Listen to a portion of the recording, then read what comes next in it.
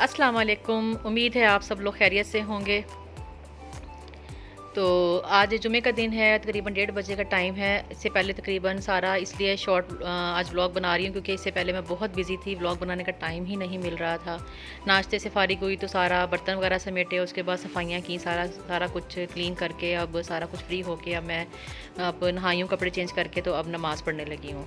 ठीक नमाज़ पढ़ के अब मैं सालन बना रही हूँ क्योंकि मैंने बताया था कि हम लोग खाना शाम को खाते हैं, तो इसीलिए क्योंकि सुबह नाश्ता सबका टाइमिंग डिफरेंट होती है, तो इसलिए नाश्ता लेट होता है, कभी कोई जल्दी करता है, तो इसलिए अब रिफ़्रेशमेंट करके दोपहर को तो खाना शाम को ही खाते हैं। तो ये प्याज ब्राउन किया है मैंने चॉप करके, तकरीबन 2 नॉर्मल साइज़ के प्याज थे। तो अब इसमें मैं तकरीबन 4 बड़े टमाटर और 5 हरी मिर्चें और तकरीबन अदरक लहसुन का पेस्ट इसमें डाल के मैंने इसको ग्राइंड किया है और इसके अंदर मैंने अब डाल दिया है। अच्छा, मैंने ये तो बताया नहीं कि मैं बना क्या रही हूँ। आज मैं बना रही हूँ चिकन शिमला मिर्च। थोड़ी सी मतलब डिफरेंट सब्ज़ी होती है जो कभी समझ नहीं आती क्या पकाएं, तो मैंने अब सोचा कि भी कुछ और ना डालूं, तो मैं शिमला मिर्च डालती हूँ। बहुत मज़ेदार बनता है सालन ये, और बिल्कुल जैसे चिकन कढ़ाई आप लोग खाते हैं तो इस तरीके से वो मसाला बना के और उसी ग्रेवी में आपने इसको बनाना है और बहुत मज़ेदार बनेगा। आप लोग ज़रूर ट्राई कीजिएगा और इंशाल्लाह आपको पसंद आएगा। अच्छा, ये मैं डाल रही हूँ इसमें 2 लाल मिर्च जो है पिसी हुई 2 चम्मच, और अब इसमें डालूँगी 1 चम्मच भुना कुटा ज़ीरा। ये मैंने फ्राई किया, कुटा हुआ तो नहीं है, यानी फ्राई किया होता है मैंने सारा इकट्ठा ही की दबा तवे पे फ्राई करके इसको मैं रख लेती हूँ। इसकी खुशबू बहुत अच्छी लगती है।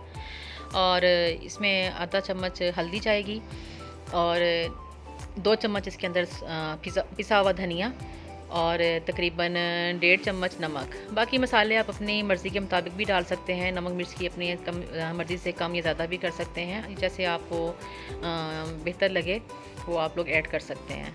गरम मसाला भी ऐड कर सकते हैं, लेकिन मैं नहीं करी क्योंकि ये रूटीन के घर में खाना है, बच्चों ने भी खाना होता है, तो इसलिए ज़रा थोड़ा सा कोई किसी को सूट नहीं करता, किसी को करता है, तो इसलिए मैं नॉर्मल रूटीन में गरम मसाला कम ही यूज़ करती हूँ।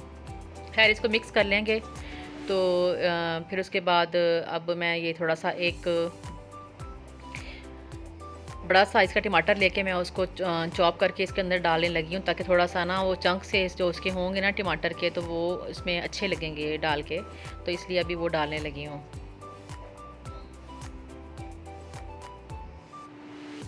मतलब शिमला मिर्च काटते हुए हमेशा ख्याल किया करें कि जो इसके अंदर जो बीज होते हैं ना वो निकाल दें, क्योंकि बीज के साथ अगर आप सब्ज़ी पकाएंगे तो जो जहाँ तक मेरा इसका एक्सपीरियंस है कि भी जो बीज वगैरह अगर यूज़ करें तो ये पेट में दर्द करते हैं। तो हो सकता है बाकी लोगों को ये सूट कर जाते हों, लेकिन मेरे या मेरी फैमिली को ये सूट नहीं करते कि अगर शिमला मिर्च के अंदर जो बीज होते हैं वो हम लोग सब्ज़ी में या सालन में किसी भी चीज़ में ऐड करें, तो इसलिए मैं अंदर से सारा इसको रिमूव करके फिर खाली शिमला मिर्च को काट के यूज़ करती हूँ। ठीक है, मैंने ये टमाटर चॉप करके डाल दिए हैं। अब ये हल्की आंच पे पकता रहेगा और मसाला भुनता रहेगा। तो अब ये शिमला मिर्च भी मैं काट के अब ये एक साइड पे रख दूँगी।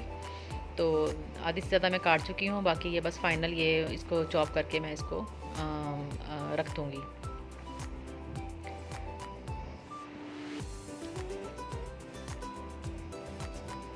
ये मसाला भुन रहा है साथ साथ।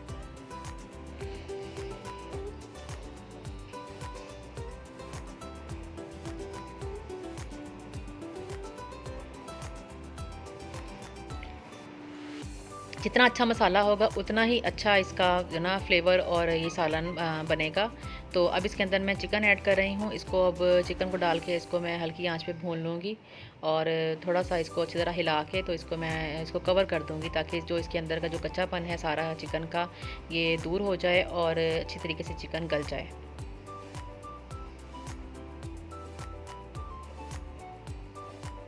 अच्छा, पानी मैंने ज़्यादा इसमें कोई ज़्यादा नहीं ऐड किया क्योंकि इसका अपना चिकन का पानी भी होता है और थोड़ा जो टमाटो पेस्ट जो मैंने डाला है उसमें भी पानी था, इसलिए हल्के दम पे ही इस तरीके से भुन जाएगा। इतना भुन जाएगा कि चिकन सारा गलना शुरू हो जाएगा। अब मैं साथ तकरीबन 4:30 का टाइम है, तो मैं अब साथ साथ अपनी ये चाय भी रख दी है। चाय भी साथ चलती रहेगी क्योंकि जब तक चाय ना पीऊँ तो अपनी सुकून नहीं मिलता और थकावट दूर नहीं होती। चाय तो मेरी ज़िंदगी का एक लाजमी हिस्सा है।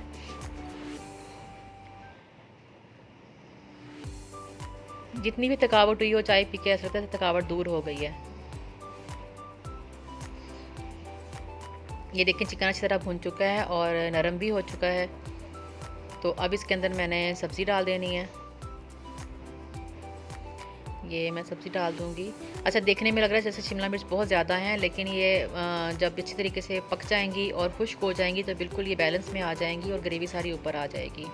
अभी लग रहा है जैसे ग्रेवी बिल्कुल ख़त्म हो गई है, तो नहीं, ऐसा नहीं है। ये जैसे-जैसे पकेगा अपने ही पानी में ये पकेगा, मैंने इसमें पानी भी बिल्कुल ऐड नहीं करना, क्योंकि शिमला मिर्च के अंदर काफ़ी पानी होता है, तो ये इसी पानी में ही खुश्क होगी। अच्छी तरह हिला के इसको दम पे रख दूँगी मैं।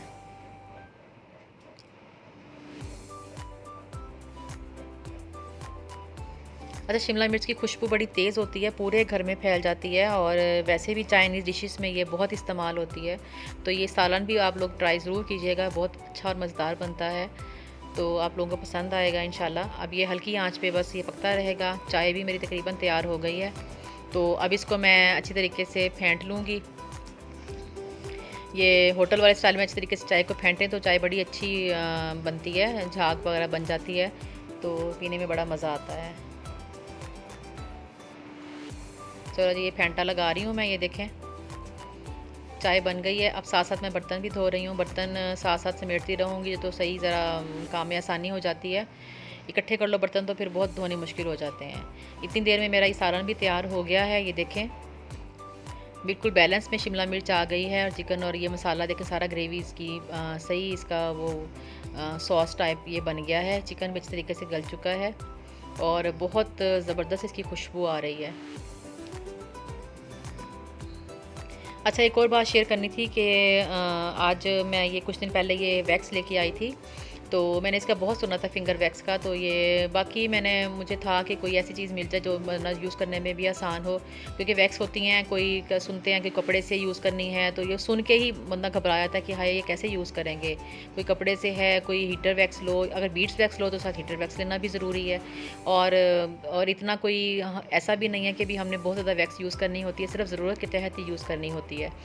तो मुझे था कि भी कोई ऐसी चीज़ मिल जाए जो यूज़ करने में आसान हो। तो मुझे ये फिंगर वैक्स जब मैंने ली, मैंने इसका बहुत रिव्यू सुना था, तो मुझे पर्सनली बहुत अच्छी लगी कि इसका इस्तेमाल करना बहुत आसान है और इसका कोई मेथड नहीं है कि भी हाँ कपड़ा लेके आओ, गरम करो, ये वो। इसको जस्ट फिंगर पे लेके इस पर फिंगर की टेम्परेचर से ही वो थोड़ी सी नरम हो जाती है और इसको अपनी स्किन पे अप्लाई करो। अपने बाजू पे मैं इसलिए अप्लाई नहीं करी कि मेरे नेचुरली ही मतलब स्किन पे बाल इतने ज़्यादा नहीं हैं, यानी इसको मुझे यूज़ करनी नहीं पड़ती। तो मैं आप लोगों को सिर्फ डेमो करके दिखाती हूँ अपनी बेटी के बाजू पे। मैं अपनी वैसे बेटियों के भी इन चीज़ों के हक़ में नहीं हूँ कि भी एक अभी एज नहीं है उनकी ऐसे काम की, लेकिन मैं फिर भी आप लोगों को थोड़ा सा करके दिखाती हूँ कि ये देखें कितना ईज़ी है। सिर्फ एक फिंगर की जगह पर लगाएँ और इसको खींच दें। ये कोई पर्सनल यूज़ के लिए आप इसको सिर्फ इस्तेमाल करें और जैसे भी इस्तेमाल करें, लेकिन बहुत अच्छी चीज़ है और कोई महंगी भी नहीं है, बहुत रीज़नेबल प्राइस में है। और ये एक बार यूज़ नहीं होती, 3-4 बार आप बार-बार इसको उतार के बार-बार इसी वैक्स को भी यूज़ कर सकते हैं। जब थोड़ी ख़राब हो जाए तो फेंक दें, फिर नई यूज़ कर लें।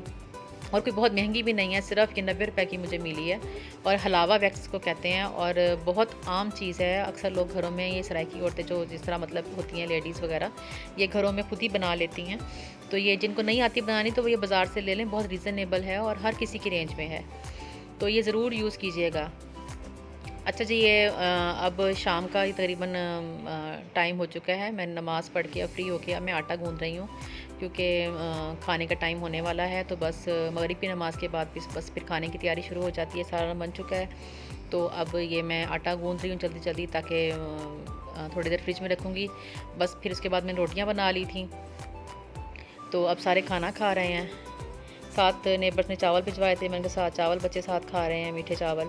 तो अब तकरीबन रात के 10 बजे हैं। अब मैं ये मिल्क शेक बना रही हूँ सबके लिए। तो बस ये मिल्क शेक बनाऊँगी, उसके बाद सबको सर्व करके बस उसके बाद बर्तन फिर इकट्ठे हो जाएंगे। पहले खाने के बर्तन धोए हैं, तो अब फिर ये दूध के बर्तन इकट्ठे हो जाएंगे। बस काम जो हैं रूटीन के सारे काम ऐसे ही चलते हैं, रोज़ाना की रूटीन होती है, बस यही काम सारा दिन करते रहो। तो अल्लाह ताला का शुक्र है, अल्लाह ताला ने सेहत तंदुरुस्ती दी है। सेहत तंदुरुस्ती हो तो हर काम करना आसान हो जाता है और अल्लाह ताला से बस यही दुआ है, अल्लाह ताला हर किसी को सेहत अता फरमाए और तौफीक दे के वो अपने काम हर किसी के अपने बच्चों की ज़िम्मेदारियाँ खुद पूरी कर सके। चलें जी, ये मैंने मिल्क शेक डाल दिया है बेटे के लिए। बस वो कहता है जामे शीरवा दूध पीना है, तो बस वो दूध बना के उसको दे दिया है। तो अब ये साथ में दूध वाले बर्तन सारे अब समेट रही हूँ। पहले खाने के बर्तन धोए थे, अब दूध के हैं। बस इसको सारे डाल के बास्केट में रख दूँगी। अब जैसे सूखेंगे तो सुबह इसको सारे मैं तरतीब से रख दूँगी। तो वैसे तो सारा दिन बर्तन ख़त्म नहीं होते, धोते रहो। तो सुबह तो मेड होती है, वो धो लेती है, तो शाम के मैं खुद धो लेती हूँ, ताकि सुबह उसके लिए आने में को ये ना कहे कि बर्तन पड़े हैं रात के। वैसे भी किचन बहुत गंदा लगता है बर्तन धोने वाले पड़े हों रात को। तो इसलिए कोशिश करते हैं कि हमेशा रात को बर्तन सारे धो के किचन साफ़ करके सोएं, ताकि सुबह जब किचन में एंटर हों तो आपको साफ़ और क्लीन बर्तन मतलब नज़र आएँ और किचन भी साफ़ सुथरा नज़र आए। तो ये हमारी अपनी सूरत के लिए भी है कि बार बार गंदे बर्तन यूज़ करने भी मुश्किल लगते हैं। तो बस मैं ये सारा अब समेट के बस उसके बाद अपना लास्ट काम करूँगी, नमाज़ पढ़ूँगी। नमाज़ पढ़ के तो बस सूरह मुल्क पढ़नी है। सूरह मुल्क पढ़ के, क्योंकि ज़िल हज का भी महीना है, तो ये महीना बहुत, ये जो 10 दिन होते हैं बहुत बरकत वाले दिन होते हैं। इन 10 दिनों में कोशिश करेंगे कोई नवाफिल पढ़ें और अल्लाह ताला से दुआ करें सबके लिए, अपने लिए, औलाद के लिए, अपनी सेहत के लिए, माल के लिए, तो जिनके रिज़्क़ में इजाफ़े के लिए। अल्लाह ताला आप सब की मुश्किलात और परेशानी को दूर फरमाए। और अपने लिए दुआ करें, दूसरों के लिए भी ज़रूर दुआ करें। तो जब भी आप लोग दुआ मांगें, दूसरों को भी दुआ में शरीक करें, ताकि सबकी मुश्किलें और परेशानियाँ दूर फरमाए अल्लाह ताला। तो अल्लाह ताला आप लोगों को भी तौफ़ीक दे, और मुझे भी तौफ़ीक दे कि मैं ये दिन में कुछ इबादत कर सकूं। मेरी वीडियो देखने का बहुत बहुत शुक्रिया। अल्लाह हाफ़िज़।